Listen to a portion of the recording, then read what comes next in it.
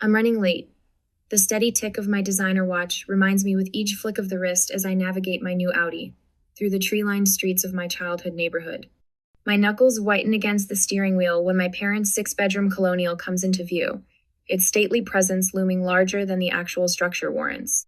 28 years old, the youngest senior marketing director in my firm's history, and my stomach still knots like I'm 16 and missed curfew. I check my reflection in the rearview designer blazer crisp, makeup flawless, hair smoothed into submission, armor all of it. The driveway is already full Brandon's Range Rover, Olivia's family SUV, Dad's Mercedes. I park on the street like a visitor, which is exactly what I am these days. 4 visits a year, each one more exhausting than the last. My heels click against the stamped concrete path to the door, the sound sharp and purposeful. I don't knock. I never do. This performative dance of belonging requires certain steps. There she is. Mom's voice carries from the kitchen as I slip inside. We were about to start without you. No hug, no direct eye contact. Just the familiar scent of roasting turkey and cranberry and the undercurrent of disapproval that has always scented the air when I'm present. Sorry, client emergency. The lie slips out easily. Better than admitting I sat in my car for 15 minutes, practicing deep breathing exercises. Always working. Dad appears in the hallway, bourbon in hand, eyes tracking my outfit with familiar appraisal. One of these days, you'll find something more important than that job. My smile stiffens but holds. Nice to see you too, Dad. I follow the sounds of conversation to the dining room, where Olivia is arranging flowers at the center of a table, glittering with Mom's best china and crystal. Brandon sprawls in a chair, phone in hand, barely glancing up as I enter. Savannah, Mom says, appearing behind me, go ahead and sit at the kids' table. We've got a spot for you there. The words hit like a physical blow. I turn slowly, certain I've misheard. But there it is, the plastic folding table set up in the corner of the dining room, ringed with colorful children's chairs and set with themed paper plates. My nieces and nephews aren't even there yet, still playing in the basement from the sounds of distant squeals. The kids' table? My voice emerges steady despite the heat rising in my cheeks. Mom's expression remains pleasant, unbothered. We need the space at the main table for Gregory's parents. They're joining us this year. She gestures to Olivia's in-laws, whom I've met exactly twice. I stand frozen, the memory of this morning's preparation washing over me. The care I took selecting this outfit. The extra time spent on my hair. The pep talk in my bathroom mirror. Just get through today. It's just 4 hours. My apartment had felt like a sanctuary this morning, the framed award on my desk, the notification of my promotion still open on my laptop. My friend Maya's voice on the phone. Why do you still go? Seriously, Savannah, what would happen if you just didn't? Now, trapped in the doorway between escape and humiliation, I consider objecting. My lips part, protest forming on my tongue. Brandon looks up from his phone, catching my expression. His eyes narrow slightly, a familiar look that says, don't make a scene. The same look he gave me when I tried to explain my first gallery showing, when I announced my promotion, when I bought my apartment without parental financial support. Fine. The word tastes bitter. I force my feet to move toward the children's table, acutely aware of every eye not watching me, of the deliberate conversations continuing as if this is normal, as if this isn't a statement written in plastic and paper. I lower myself into a chair meant for a child, knees nearly touching my chest, the edge of the table hitting at an awkward height that forces me to hunch. My niece's unicorn plate sits before me, the cartoon eyes seeming to mock my discomfort. The children filter in, eyes wide with confusion at finding an adult at their designated table. My 7-year-old nephew Ben tilts his head. Aunt Savannah, why are you sitting with us? I swallow hard. Just mixing things up. At the main table, conversation flows without interruption. Mom leans toward Olivia. How's the baby sleeping these days? Brandon, Dad's voice carries. Tell Gregory about that promotion. Glasses clink as my father raises his in a toast. To family success, he says, his gaze touching everyone but me. The adults murmur in agreement, a chorus I'm not part of. I watch them from my exile, the realization settling cold and heavy in my stomach. This table, this ridiculous, child-sized plastic throne eyes, the perfect symbol for my entire life in this family. Always adjacent, never included, tolerated, never celebrated. My 7-year-old niece Lucy bumps her juice cup, sending a purple wave across the table and directly onto my cream silk blouse. The cold seeps through immediately, grape juice bleeding into expensive fabric. Sorry, Aunt Savannah. Her little face crumples with genuine remorse. It's okay, sweetie. I dab at the spreading stain with a paper napkin, the material disintegrating against wet silk. Something breaks inside me not dramatically, but with a quiet finality, like ice shifting beneath the surface of a frozen lake. I stand up, the child's chair scraping against hardwood. I fold my paper napkin carefully, placing it beside the cartoon plate. Mom glances over, brow furrowing. Savannah, is something wrong with your seat? I don't answer. My steps are measured as I walk to the hallway closet and retrieve my coat. I can feel their eyes now, finally seeing me as I prepare to disappear. Some traditions aren't worth preserving. The door closes behind me with a soft click instead of the slam my trembling hands want to deliver. Restraint my lifelong companion. Savannah, where are you going? My mother's voice carries through the front window, that perfect pitch of controlled outrage that's fooled country club friends for decades. I turn, meeting her eyes through the glass. I'm leaving. Enjoy your dinner. Simple words. No dramatics. Just truth delivered without padding or apology. My hands shake as I slide the key into the ignition. The Audi purrs to life, its gentle vibration steadying me as I pull away from the curb. The silence in the car wraps around me, unfamiliar and terrifying. 28 years of family Thanksgivings, and I've never once left early. My phone buzzes before I reach the first stoplight. Then again. And again. By the time I'm 3 blocks away, the notifications have become a continuous hum against my thigh. My family's collective outrage transmitted through cellular waves. At a red light, I glance down. Brandon, stop acting like a child. Come back. The irony would be amusing if it weren't so painful. I was literally sitting at a children's table 10 minutes ago, but I'm the one acting childish. My voicemail indicator flashes. I tap it, putting it on speaker while I drive. Savannah, my father's voice fills the car, bourbon rough. Enough of this nonsense. Get home now. Not a request to command issued to an underling, not a successful adult woman. 2 more texts arrive in quick succession. Olivia, Mom is freaking out. Just come back and talk. You're ruining dinner. The family group chat explodes with messages. What is going on with her? She's always been so sensitive. Should we be worried? This is so embarrassing with Gregory's parents here. My exit wasn't about creating a scene, but their responses reveal how thoroughly they misunderstand me. I don't want drama. I just wanted a place at the table. A real place.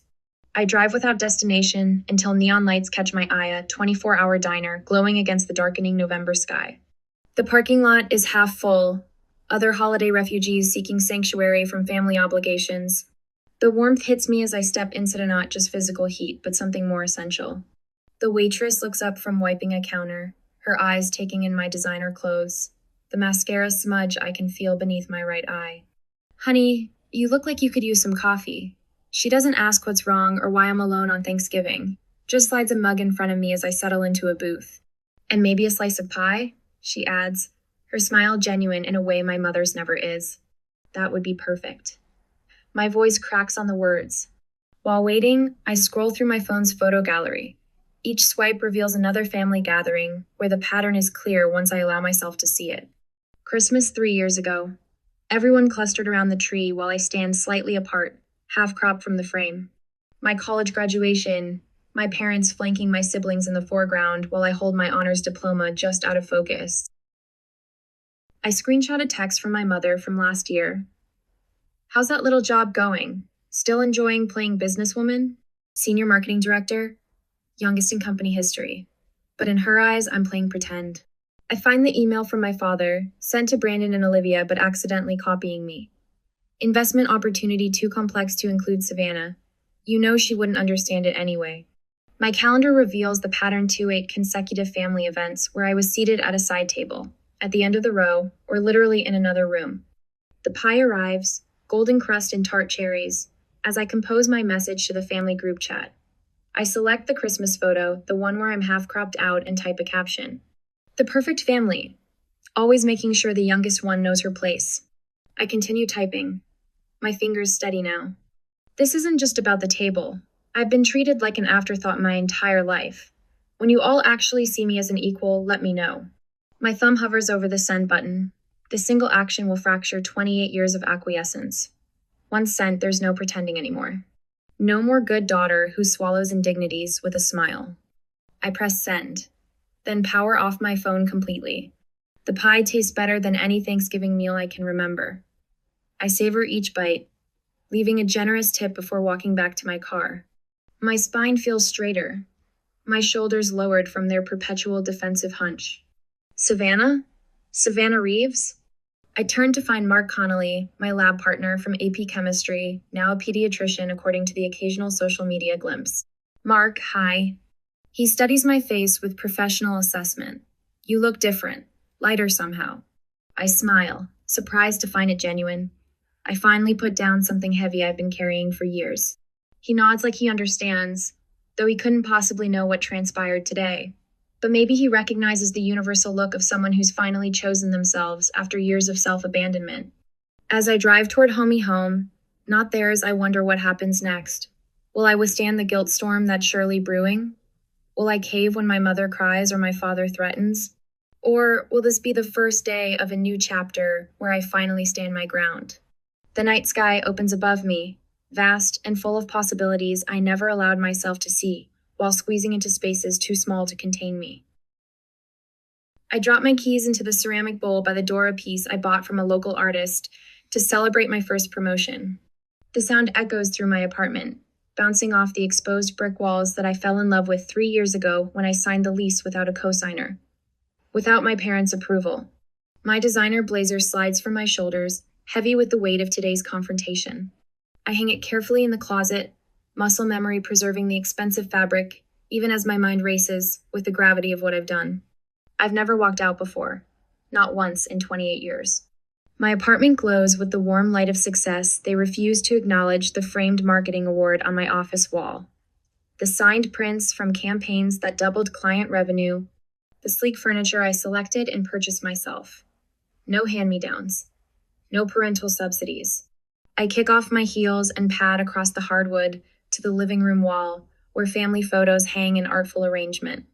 Mom insisted I display them during her only visit, so you don't forget where you came from, Savannah. My fingers trace the gilt frame of last year's Christmas portrait, Brandon and Olivia flanking our parents, their spouses and children arranged in perfect formation. And Mess slightly off-center, half a step behind the group, my smile not quite reaching my eyes. I lift the frame and remove it from its hook. One by one, I take down each family photo, creating a stack on my coffee table. Not destroyed, just removed from my daily sightline. The wall looks strangely empty, but I feel fuller somehow. My phone sits dark and silent on the counter where I abandoned it hours ago. The notification light blinks accusing word, red, red. I leave it there and open a bottle of wine instead. Tonight, I sleep uninterrupted by family-induced anxiety for the first time in memory.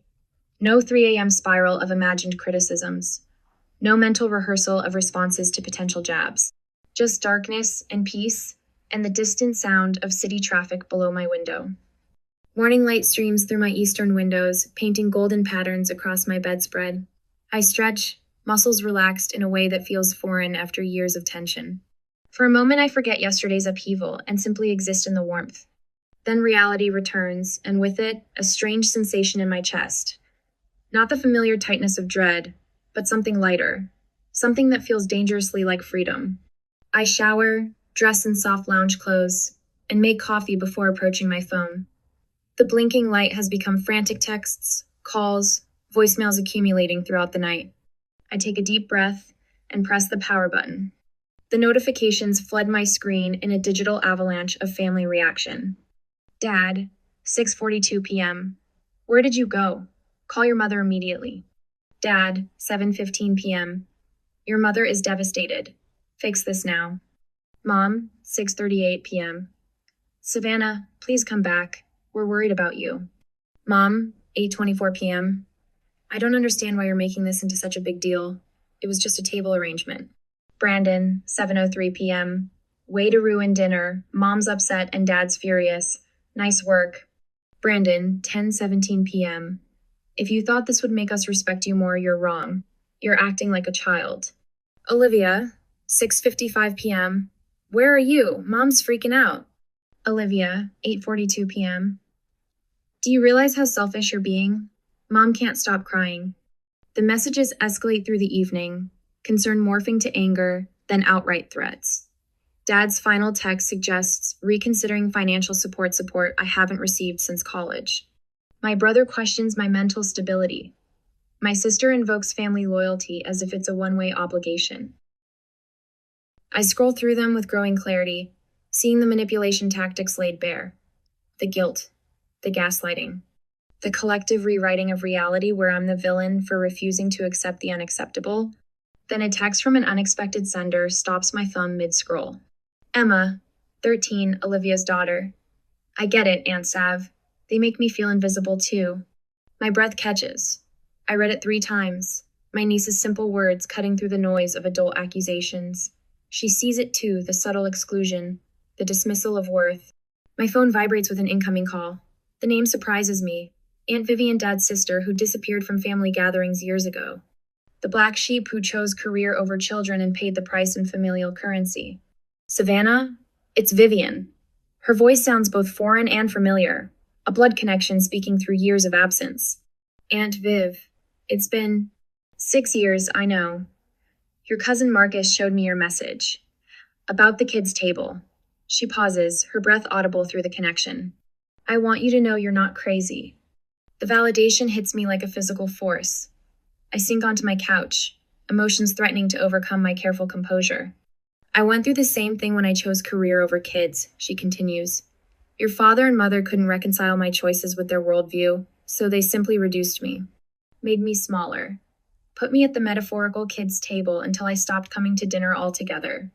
Memories surface of childhood questions about Aunt Vivian's absence. She doesn't care about family, was the standard response.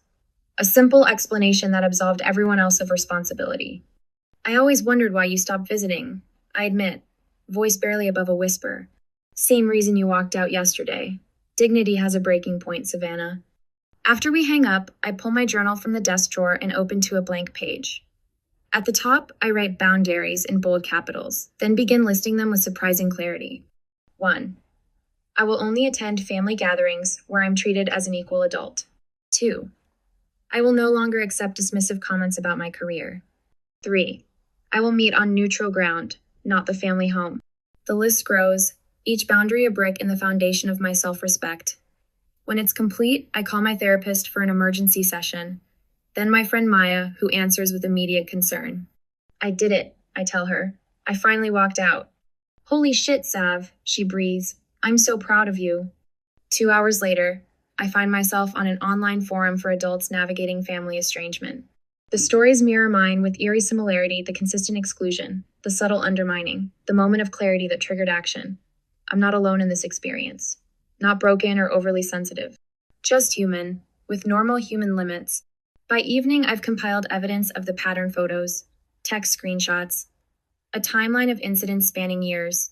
I practice responses to anticipated arguments. I'm not angry. I'm establishing boundaries. This isn't about one dinner. It's about a lifetime of exclusion. I'm not asking for special treatment, just equal treatment. I arranged to meet them at a coffee shop downtown public, neutral, time limited. I text Maya to check on me halfway through. My phone rings just after 9. Mom's name flashes on the screen. I let it ring 3 times, centering myself before answering. Hello, Mom. Savannah. Her voice is controlled, the practiced tone of someone who believes they hold the power. Your father and I have decided we're willing to forgive you for yesterday's display. The old Savannah would have accepted this opening, grateful for any path back to approval. But that version of me sat at a folding kids' table and accepted paper plates, while adults dined on china. I inhaled deeply, feeling my spine straighten. That's interesting, I reply, my voice steady and clear, because I'm still deciding if I'm willing to forgive you. The silence that follows stretches so long, I check to see if the call disconnected. But Nosha's there, breathing, recalibrating a world where her youngest daughter has suddenly, irrevocably changed the script. It was just a table, Savannah. My mother's voice through the phone carries that familiar dismissive tone, the one that's diminished my experiences since childhood. I grip my phone tighter, pacing the hardwood floors of my apartment. The space I bought myself, the life I built without their help or approval. It wasn't just a table, Mom. My voice remained steady, practiced from hours of rehearsal with my therapist. It was what the table represented. You're being dramatic. I'm being honest. I stopped pacing, standing tall beside the framed marketing award on my wall. The kids' table was just the final insult in a pattern that's existed my entire life. I tick off the evidence I've compiled in my journal. You excluded me from Brandon's investment group because, and I quote, "It's for people with real careers. You introduced Olivia as your successful daughter at the Christmas party last year while I stood right beside you. You've seated me away from adults at every family gathering since I turned 18. The silence on the other end stretches long enough that I check to see if she's hung up. That's not how it happened," she finally says, but her voice lacks its usual conviction. "I have the text, Mom. I have photos. I have emails." I trace my finger along the compass tattoo on my wrist me private reminder to follow my own direction. This isn't about one dinner. This is about 28 years of being treated as less than. She shifts to Gilther, next defensive tactic. "After everything we've done for you, what exactly have you done for me lately?" The question slips out sharper than intended, but I don't retract it. My apartment? Bought it myself. My education? Scholarship. My car? My savings. My career? Completely self-made. Another silence. Then, "What do you want from us, Savannah?" The question catches me off guard not because it's unexpected, but because it's the first time she's ever asked what I want. I want to be treated with the same respect you give Brandon and Olivia. My voice softens but remains firm. I want my achievements acknowledged. I want a seat at the actual table literally and figuratively. I hear her inhale sharply, and in that breath, I sense the first crack in her armor. She knows her usual tactics aren't working. My phone buzzes with a group text from Brandon that evening. "Emergency family meeting tomorrow night. We need to discuss the Savannah situation. 7 p.m., Mom and Dad's. Savannah not invited." I smile despite myself. The family is scrambling. An hour later, my 13-year-old niece sends a screenshot of their living roomy parents, Brandon, and Olivia huddled in intense conversation. Her message reads, "They're freaking out, Aunt Sav. Dad keeps saying you're ruining the family." Grandma cried, "It's better than Netflix." The next morning, one of my father's golf buddies mentions the situation during a client meeting. "Robert says things are tense with your family right now," he says awkwardly. "Hope it all works out." When I check Facebook, my mother has posted a vague plea for prayers during this difficult family time. The comments flood with sympathetic responses, friends asking what happened, offering support without knowing the situation. They're losing control of the narrative, and it terrifies them. I spend 3 hours crafting my email. Each word precisely chosen, each example meticulously documented. I attach family photos spanning years images that clearly show the pattern of my exclusion. When finished, I address it to my entire extended family, not just my parents and siblings. I love you all, but I love myself enough to demand respect. I write in closing, then press send before doubt can creep in. Responses trickle in throughout the day. My cousin Michael. "I've watched this happen for years and never said anything. I'm sorry, Savannah." My father's sister who stopped attending family functions years ago.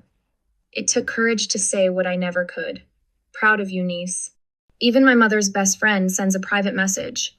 "Your mother and I have been friends for 30 years, but you're absolutely right. I've seen how they treat you." I hadn't expected allies. I'd prepared to stand alone. "Can we talk?" Olivia's voice sounds different on the phone. Smaller. I'm listening. I curl up in my reading chair, guard still up. "I've been thinking about things." She pauses. "About how we've treated you." I wait, refusing to fill the silence. "Greg mentioned something last night," she continues. "He said he's always been confused about why you're treated differently. He thought maybe there was some history I never told him." "And what did you say?" "I couldn't think of a reason." Her voice cracks slightly.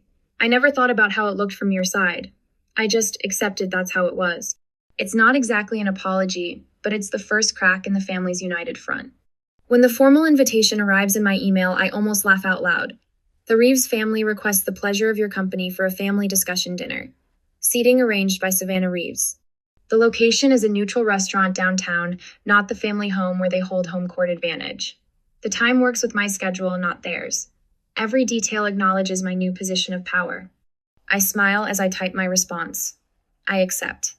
For the first time in my life, they're playing by my rules. Now I'll discover if my family is capable of genuine change, or if I'll need to create a life without them in it. The ball is finally in my court, and I'm ready to serve. I arrive at Marcello's 20 minutes early, my heels clicking against polished marble as the hostess leads me to the table I specifically requested when making the reservation. Round. Equal. No head, no foot, no hierarchy built into the furniture itself. Perfect, I tell her, sliding my blazer from my shoulders. The material is expensive, a power color that makes my skin glow. Armor again, but different this time. Battle dress rather than camouflage. I place the name cards with deliberate care. My fingers don't tremble at all, which surprises me. My position at the symbolic north. Parents flanking me. Brandon and Olivia across. The geography of confrontation, mapped with cardstock and calligraphy. The restaurant hums with quiet conversation. The discreet clinking of silverware against fine china. I check my watch. 7 minutes. I smooth my napkin across my lap, straighten the butter knife that's already perfectly aligned. 6 minutes. I resist the urge to reach for my phone, to check for a last-minute cancellation text. When they arrive together, of course I don't stand. Savannah. Mom's voice wavers between greeting and question. Dad's eyes narrow as they scan the table arrangement, the placed cards. Brandon's jaw tightens. Olivia clutches her purse strap a fraction tighter. Thank you for coming, I say, my voice steady. Professional. The voice I use in boardrooms, not family dining rooms. Please, sit. They hesitate, caught in the unfamiliar dynamic, but then one by one, they follow my direction. Not one of them questions the seating arrangement. First victory. Dad clears his throat as soon as they've settled, launching into what sounds like a rehearsed speech. I think we all agree that family unity is what matters most here. We need to incident and focus on healing together. Your father's right, Mom adds, her eyes already glistening with practiced tears. This has been devastating for all of us, Savannah. We've always been such a close family. Brandon leans forward, elbows on the table. Some people are just more sensitive than others. Not everything needs to be a federal case. What Brandon means, Olivia jumps in, her smile tight, is that we all love you, and surely we can find a middle ground without all this drama. I take a sip of water, letting the silence stretch until they grow uncomfortable in it. I've prepared for this exact moment, rehearsed it in my bathroom mirror until the words feel natural. I'd like to establish some ground rules for our conversation, I say, placing my glass down precisely on its water ring. Each person speaks only for themselves. No one interrupts. And we focus on specific behaviors, not character assessments. Dad starts to object, but I hold up my hand. He stops mid-syllable. Second victory. For 28 years, I've been systematically excluded from full participation in this family. The children's table at Thanksgiving was simply the most literal manifestation of a pattern that's existed my entire adult life. I meet each of their eyes in turn. Can anyone explain why a 28-year-old successful woman should sit at a children's table? The silence that follows is devastating in its completeness. Mom's fingers worry at her napkin. Dad examines his water glass as if it holds answers. Brandon shifts uncomfortably. Olivia stares at her lap. I guess, Mom finally says, her voice small. I never really saw you as fully adult without a husband. That's how I was raised. A woman becomes a woman when she has a family of her own. Dad's admission comes gruffly. In my day, success meant family, not just career. I built something that will outlast me. Your job. It's just not the same. Maybe, Brandon adds, surprising me with his hesitancy. I've been intimidated by how easily everything comes to you. You didn't need connections or Dad's help like I did. It was easier to dismiss your achievements than admit that. Olivia's eyes shine with actual tears now, not the performative ones she usually deploys. I knew it wasn't fair, how we treated you. But changing it meant acknowledging my part in it. She reaches across the table, stops short of touching my hand. I'm sorry, Savannah, truly. I absorbed their words, feeling something shift inside me. Not forgiveness exactly, but recognition. The first honest conversation we've had in decades. Moving forward, I say, my voice firm but not unkind. I need certain boundaries respected.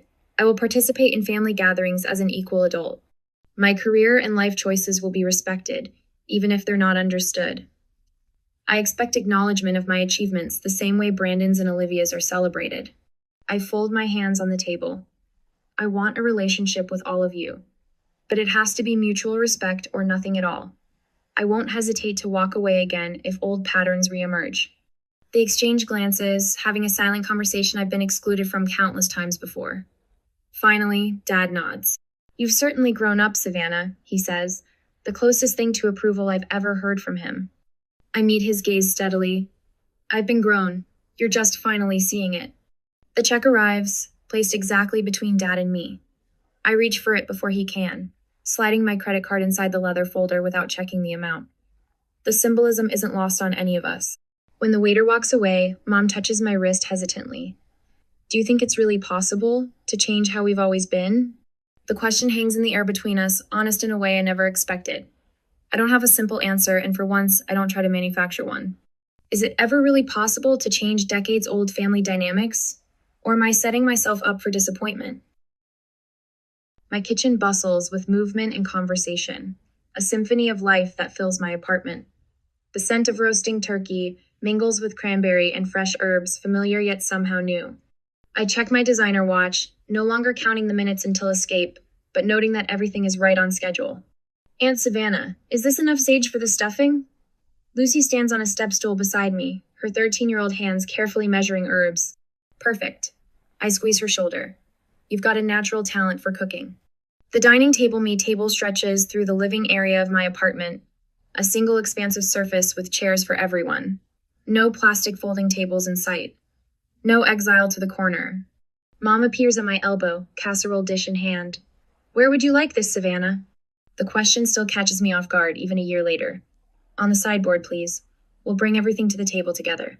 She follows my direction without comment, placing her famous green bean casserole exactly where I've indicated.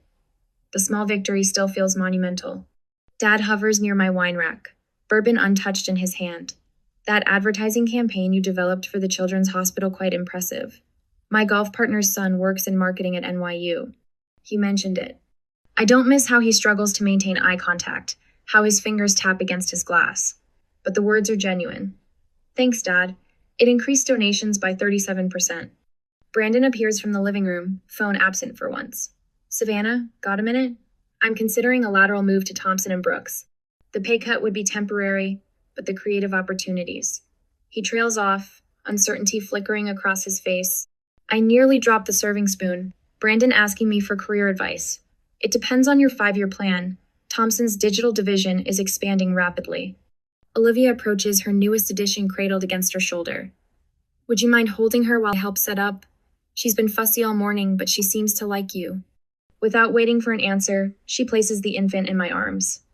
Not as an afterthought babysitter, but as a trusted equal. The weight feels right somehow. We understand each other, don't we? I whisper to the baby, who blinks solemnly up at me. This place is gorgeous, Dad comments, gesturing around my apartment. Smart investment in this neighborhood. Mom reappears from the dining area, measuring spoons in hand. Savannah, could you sit the children? She freezes mid-sentence, color draining from her face. The room goes silent. Every eye turns toward us. Mom swallows, then corrects herself. Actually, I'd love your help arranging everyone together. You always know exactly where people should be. Our eyes meet, understanding passing between us. Happy to, I reply, accepting both her correction and what it represents. My best friend Maya emerges from the guest bathroom, her presence alongside my family no longer strange but essential. My father's sister absent from family gatherings for nearly a decade chats comfortably with Olivia's in-laws near the window. I catch my niece explaining to Maya's daughter. My aunt taught us about boundaries, her voice swelling with pride. Slipping away for a moment, I stand alone in my kitchen. Last year's humiliation at the kids' table flashes through my mind: the plastic chair, the cartoon plate, the physical manifestation of how they saw me. I pull my gratitude journal from the drawer and write a single line. Today I sat at the table I deserve. When we gather for the meal, hands linked around my table, Dad asks what we're each thankful for. When my turn comes, I say simply, growth, in all of us. The glances exchanged around the table speak volumes. Some traditions deserve to be broken, so better ones can be built. My place card stands at the head of the table, my name written in my own hand.